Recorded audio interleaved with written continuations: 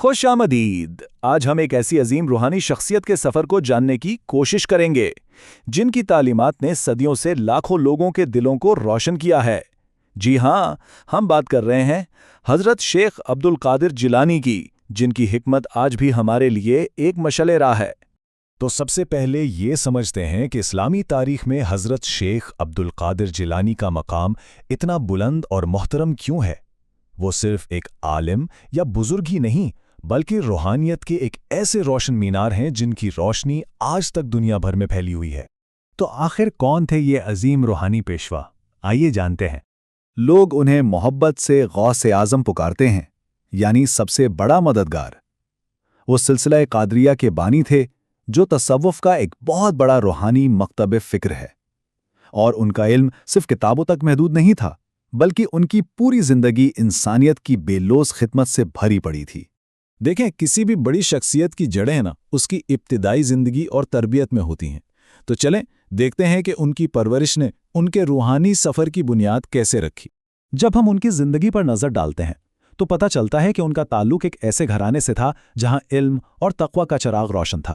یعنی بچپن سے ہی انہیں ایک ایسا ماحول ملا جس نے انہیں سچائی اور روحانیت کی راہ پر ڈال دیا، اور یہی چیز آگے چل کر ان کی تعلیمات کی مضبوط بنیاد بنی۔ اچھا، ان کی زندگی تو خود ایک مثال ہے، لیکن جو چیز انہیں لازوال بناتی ہے نا، وہ ہے ان کی سنہری تعلیمات۔ تو آئیے ذرا ان کے پیغام کے دل میں اتر کر دیکھتے ہیں کہ انہوں نے دنیا کو کیا سکھایا۔ دیکھیں، ان کے پورے روحانی پیغام کا جو مرکز ہے نا، وہ ہے اپنی ذات کو پاک کرنا، اپنے اندر کو سنوارنا، تاکہ خالق سے ایک سچا اور گہرا رشتہ بن سکے۔ اور ان کی تعلیمات کی بنیاد آپ کہہ سکتے ہیں کہ 4 ستونوں پر ہے: اخلاص، عاجزی، اللہ کا ذکر اور اپنے باطن کی اصلاح۔ تو سب سے پہلا اور سب سے اہم اصول وہ تھا اخلاص۔ اخلاص کا مطلب کیا ہے؟ سیدھا سا مطلب ہے کہ جو بھی کام کریں وہ صرف اور صرف اللہ کی رضا کے لیے ہو، اس میں لوگوں کی تعریف یا کسی دنیاوی فائدے کی نیت شامل نہ ہو۔ پھر اخلاص کے ساتھ ساتھ دوسری اہم چیز جس پر انہوں نے بہت زور دیا وہ تھی عاجزی۔ انہوں نے عاجزی کو روحانی ترقی کی سیڑھی کہا۔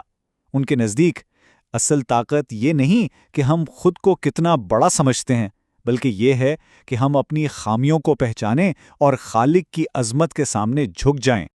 اور یہ بات بہت دلچسپ ہے کہ ان کی تعلیمات صرف کتابی باتیں نہیں، بلکہ یہ تو ہماری روزمرہ زندگی کے لیے ایک مکمل گائیڈ ہے۔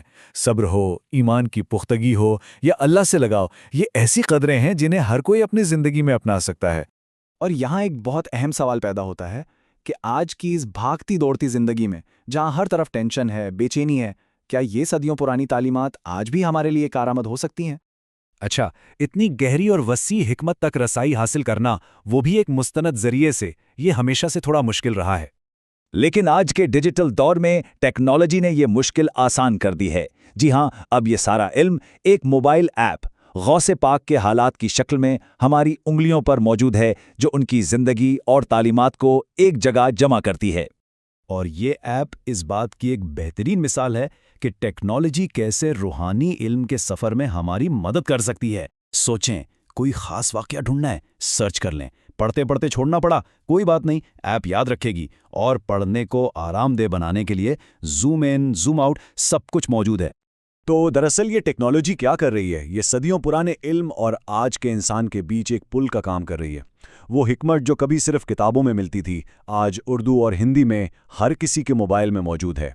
تو اب ہم اپنے سفر کے اختتام پر ہیں۔ آئیے ایک نظر ڈالتے ہیں کہ حضرت شیخ عبد القادر جیلانی کی میراث اور ان کا پیغام آج بھی ہمارے لیے اتنی اہمیت کیوں رکھتا ہے۔ ان کا پیغام جو باطن کی اصلاح، مخلوق سے ہمدردی اور خالق سے محبت پر مبنی ہے، وہ آج بھی لاکھوں کروڑوں دلوں کو منور کر رہا ہے۔ یہ صرف روحانی سکون کی باتیں نہیں ہیں، بلکہ یہ ایک بہتر، پرسکون اور بامقصد زندگی گزارنے کا ایک عملی راستہ بھی دکھاتی ہیں۔ تو آخر میں ایک سوال کے ساتھ اس بات کو ختم کرتے ہیں۔ ان تمام عظیم تعلیمات کو سننے کے بعد ذرا سوچئے گا کہ ان میں سے وہ کون سی ایک روحانی قدر ہے، چاہے وہ اخلاص ہو، عاجزی ہو یا خدمت خلق، جسے اپنا کر ہماری زندگی میں ایک حقیقی اور مثبت تبدیلی آ سکتی ہے۔ اس پر غور ضرور کیجیے گا۔